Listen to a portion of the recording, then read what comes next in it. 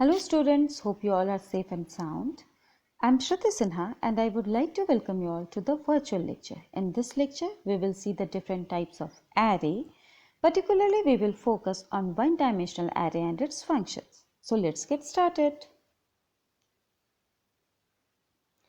We all know that an array is a collection of similar or homogeneous types of data elements stored in a contiguous memory location and its index starts with 0.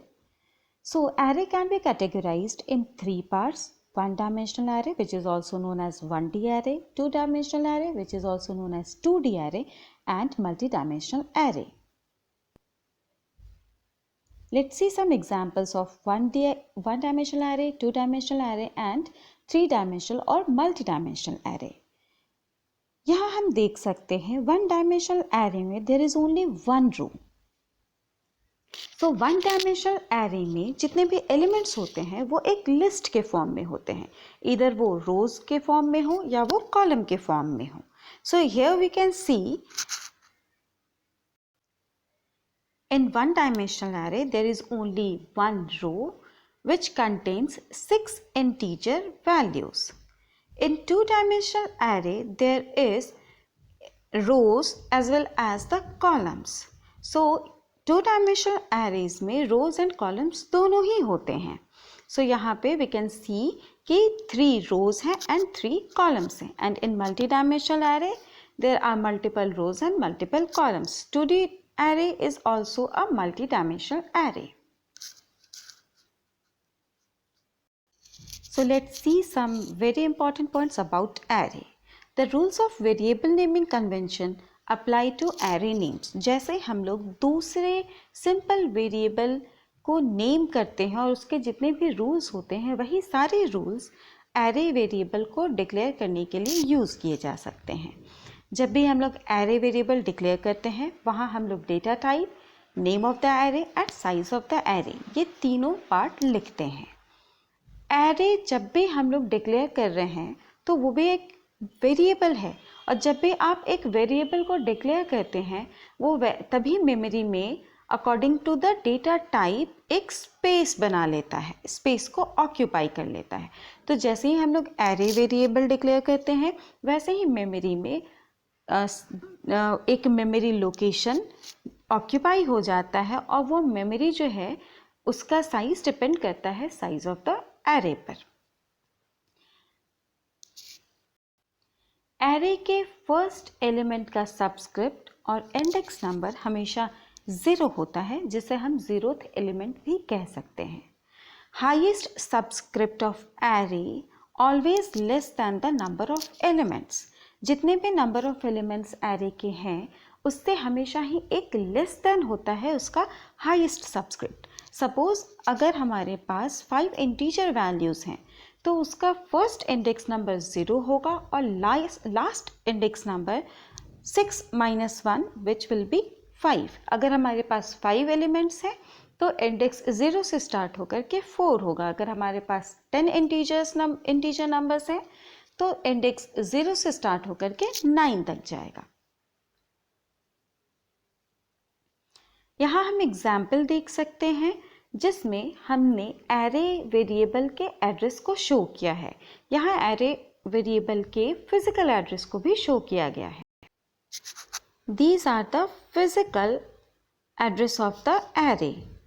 Physical address जब भी होता है first element का वो randomly ही select होता है. Array के first element का फिजिकल एड्रेस रैंडम हो, लेकिन उसके सेकेंड और उसके जितने भी बाकी के वेरिएबल्स हैं, जितने भी वैल्यूज़ हैं, उसका फिजिकल एड्रेस जो होता है वो एरे के डेटा टाइप पर डिपेंड करता है. जैसे कि अगर यहाँ पर हम लोग इंटीजर टाइप के वैल्यूज़ को लेंगे तो इंटीजर का जो मेमोरी कैपेसिटी है वो 2 बाइट्स होता है. मतलब इंटीजर हमेशा 2 बाइट मेमोरी को वेरिएबल को स्टोर करने के लिए देता है. तो जब भी यहाँ पे हम लोग इंटीजर टाइप के वैल्यूज़ को लेंगे तो फर्स्ट एड्रेस जो है वो रैंडम होगा, लेकिन नेक्स्ट एड्रेस जो है उसमें हमेशा 2 इंक्रीमेंट होते जाएगा. Here we can see the index of the array which starts from 0 and ends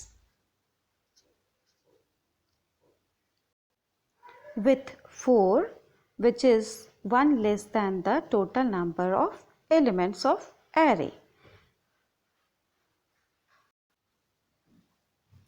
चलिए अब हम वन डायमेंशनल एरे को डिटेल में देखते हैं. सो वन डायमेंशनल एरे उस एरे को कहते हैं जिसमें एलिमेंट्स को एक लिस्ट के फॉर्म में अरेंज किया जाता है. वन डायमेंशनल एरे को सिंगल डायमेंशनल एरे और लीनियर लिस्ट भी कह सकते हैं. So here we can see the syntax of declaring the one dimensional array, which includes data type, identifier which is the name of the variable, and inside the square bracket we have written the length और array size. So यहाँ पे जब भी हम लोग one dimensional array को declare करते हैं, सबसे पहले हम लोग वहाँ डेटा टाइप लिखते हैं, फिर हम वहाँ पे एरे का नाम लिखते हैं और स्क्वायर ब्रैकेट के अंदर हम एरे के साइज को लिखते हैं. For example we have written int marks 5. Int is the data type, marks is the name of the array and which stores the 5 integer values. 5 is the size of the array. हमने यहाँ पे एक example programme लिया है जिसमें हम user से 5 integer values insert करवा रहे हैं और हम उसका सम निकाल करके यूज़र को डिस्प्ले करा रहे हैं. सो C++ प्रोग्रामिंग में सबसे पहले हम उसके हेडर फाइल को इंक्लूड करेंगे विच इज़ iostream.h. फिर हम मेन प्रोग्राम के अंदर हमने यहाँ पे एक एरे वेरिएबल डिक्लेयर किया है जिसका टाइप इंट है क्योंकि हमें 5 नंबर्स इंटर करवाने हैं. ARR is the name of the array and 5 is the size of the array. हमने यहाँ 5 लिखा है तो हम हमेशा 5 वैल्यूज़ ही स्टोर कर सकते हैं. अगर यहाँ पे हम कुछ और लिखते जैसे कि 10 लिखते तो हम 10 इंटीजर वैल्यूज़ स्टोर कर सकते थे. अगर हम यहाँ n लिखते तो हम nth number of integer value store कर सकते थे. हमने यहाँ पे एक और सिंपल वेरिएबल लिया है sum which will show the sum of the numbers and which we have declared which we have initialised with 0 so that कि इसमें कोई भी गार्बेज वैल्यू स्टोर ना हो. और एक और हमने सिंपल वेरिएबल लिया है आई जिससे हम लूप चलाएंगे. सो यहाँ हमने एक सिंपल सा मैसेज स्क्रीन पे प्रिंट किया है using C out enter 5 numbers. User इस मैसेज को देख करके 5 नंबर्स को इंसर्ट करेगा जिसे एरे में स्टोर करने के लिए हमें लूप चलाना पड़ेगा. हमने यहाँ पे फॉर लूप लिया है. फॉर लूप में हमने आई वेरिएबल से लूप को स्टार्ट किया है with 0, I is equals to 0, I less than 5 है मतलब लूप जो है वो 0 से लेकर के 4 तक चलेगा और आई प्लस प्लस मतलब वो एक एक करके इंक्रीमेंट हो जाएगा और सारे के सारे वैल्यूज़ ARR के उस लोकेशन में जा कर के स्टोर हो जाएंगे. क्योंकि हमें एरे के ही एलिमेंट का सम निकालना है इसीलिए हम सम भी इस लूप के अंदर ही करेंगे, फॉर लूप के अंदर ही करेंगे. अगर हम चाहें तो इस फॉर लूप को क्लोज करके हम वापस से एक फॉर लूप ओपन करके फिर इस स्टेटमेंट को लिख सकते हैं, बट बेटर है कि हम इसे यहाँ पर ही लिख लें. सो हमने सम के अंदर सम प्लस ARR आई लिखा है. इससे क्या होगा कि सम वेरिएबल में जितने भी वैल्यूज़ हैं एरे वेरिएबल में जितने भी वैल्यूज़ हैं वो आपस में ही सम हो करके सम वेरिएबल में स्टोर हो जाएंगे. और क्योंकि सम वेरिएबल एक सिंपल वेरिएबल है इसीलिए इसे प्रिंट करने के लिए हमें लूप की बिल्कुल भी ज़रूरत नहीं है. सो जैसे ही हम लोगों ने सम निकाल लिया और इसे सम में स्टोर कर दिया, हम लूप के बाहर आ जाएंगे और फिर हम स्क्रीन पे मैसेज प्रिंट कर देंगे sum is equals to sum. Double quotation के अंदर हम जो भी लिखेंगे वो एज इट इज़ प्रिंट हो जाएगा.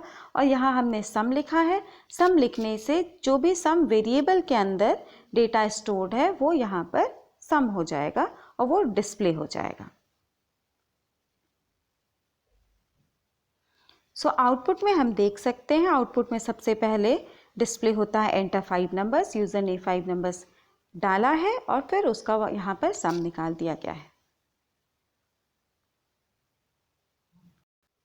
Let's see some basic functions of array.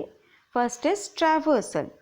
So the method of visiting each element in an array is called the traversal of array. Traversal may do either on increment or decrement. Each element will be processed once in the array. Array पे हर एक element को visit करने के method को traversal कहते हैं। Traversal जब भी एरे में हम लोग करेंगे तो वो एरे के हर एक एलिमेंट को या तो इंक्रीमेंट ऑर्डर में या तो डिक्रीमेंट ऑर्डर में विजिट करेगा। Here we can see the algorithm of traversal of array. So as we all know that an algorithm is a step-by-step representation of a program or a problem. So algorithm step by step represent करता है programme और problem को, इसीलिए हमने यहाँ पर algorithm लिखा है जिसमें हमने यहाँ पे स्टेप्स लिखे हैं। स्टेप 1 में हम एंटर करवा रहे हैं एलिमेंट्स इन एरे नम। नम नाम का हमारा एरे है जिसमें हम यूज़र को बोलेंगे कि वो जितने भी एलिमेंट्स इंसर्ट करना चाहता है वो कर ले। फिर हमने यहाँ पे एक कंट्रोल वेरिएबल लिया है जिसे हमने 0 से इनिशियलाइज किया है। स्टेप 3 में हम प्रिंट करते हैं नम के कंट्रोल को, मतलब नम वेरिएबल के 0 लोकेशन पे जो भी वैल्यू है 0 इंडेक्स पे उस वैल्यू को यहाँ पर प्रिंट कर दिया जाएगा। फिर नम के 0 से नम के 1 में जाने के लिए हमने नेक्स्ट स्टेप में control is equals to control plus 1 लिखा है, मतलब कंट्रोल पहले 0 था, अब कंट्रोल प्लस 1 करने से कंट्रोल 0 से अब 1 में चला जाएगा। फिर हम यहाँ पे लिखेंगे if control is less than n then repeat step 3 and 4। अगर कंट्रोल अभी भी n मतलब लास्ट एलिमेंट से कम है तो हम वापस से स्टेप 3 और स्टेप 4 रिपीट करेंगे। मतलब हम अब जब नए लोकेशन पे गए, मतलब 0 से 1 पे चले गए, तो यहाँ हम चेक करेंगे कि क्या कंट्रोल अभी भी लास्ट एलिमेंट से छोटा है। अगर छोटा है तो वापस से नम के कंट्रोल के, मतलब नम के उस पोजीशन में, फर्स्ट पोजीशन में 0 का हमने प्रिंट कर दिया, फर्स्ट लोकेशन पे जा करके उसको प्रिंट करो। अगेन कंट्रोल को हम इंक्रीमेंट कर रहे हैं, फिर से कंडीशन चेक होगा, अगर वो अभी भी लास्ट एलिमेंट से छोटा है तो ये स्टेप्स रिपीट होते रहेंगे। जैसे ही कंट्रोल लास्ट एलिमेंट की इक्वल हो जाएगा तो हम लोग यहाँ पे इस एल्गोरिदम को स्टॉप कर देंगे। Here we can see an example in which we have to write a program to input any 5 values using pointer and modify each element by multiplying 10 at each address of the pointer.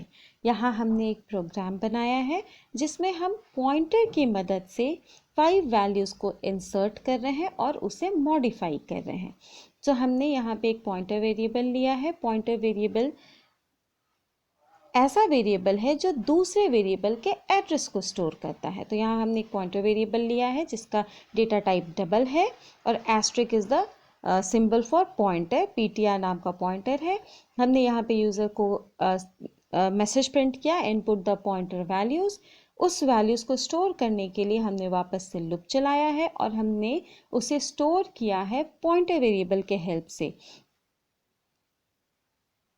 सो हमने यहाँ पे लिखा है asterisk under bracket ptr plus i।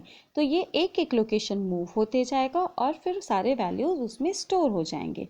Values store होने के बाद उस location पर जा कर के उसके वैल्यू को 10 से मल्टीप्लाई करके मॉडिफाई करना है। तो यहाँ पे हमने वही किया है।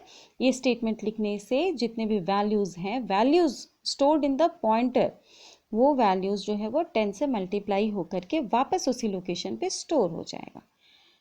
फिर इसे प्रिंट करने के लिए हम ये लूप को बंद कर देंगे और वैल्यूज़ को प्रिंट करने के लिए फिर से हम एक लूप चलाएंगे और लूप चलाने के बाद हम यहाँ पे एस्ट्रिक पॉइंटर प्लस आई लिखेंगे। ये पॉइंटर के जितने भी वैल्यूज़ है उसको प्रिंट कर देगा। So here we can see the output input the pointer values. So user ने जितने भी वैल्यूज़ को डाला है वो वापस 10 से मल्टीप्लाई होकर के वापस से यहाँ पे प्रिंट हो रहा है। Here we can see another example. Access array elements using pointer. Here we can see the output of that program. This is the another function of array which is searching. So searching in data structure refers to the process of finding location of an element in a list. It is the process of finding a given value position in a list of values. It decides whether a search key is present in the data or not. It is the algorithmic process of finding a particular item in a collection of items. So array में हम searching भी कर सकते हैं, क्योंकि array में जितने भी वैल्यूज़ हैं वो लिस्ट के फॉर्म में या 2 डायमेंशनल एरे के फॉर्म में स्टोर्ड होते हैं, इसीलिए उसके वैल्यू के लोकेशन को सर्च करने के लिए हम सर्चिंग यूज़ करते हैं। यहाँ हम एक जो भी वैल्यू हमें सर्च करना है उसे सर्च की बनाते हैं और उस सर्च की को एरे में स्टोर्ड जितने भी वैल्यूज़ हैं उन सब से कंपेयर करके चेक करते हैं कि इधर वो सर्च की उस लिस्ट में अवेलेबल है या नहीं है। सो हमें सर्चिंग की ज़रूरत ही क्या है? So searching is one of the core computer science algorithm. वो एक बहुत ही कंप्यूटर साइंस का एक एल्गोरिदम है, बहुत ही इम्पॉर्टेंट एल्गोरिदम है। We know that today's computers store a lot of information. To retrieve this information proficiently, we need very efficient searching algorithm.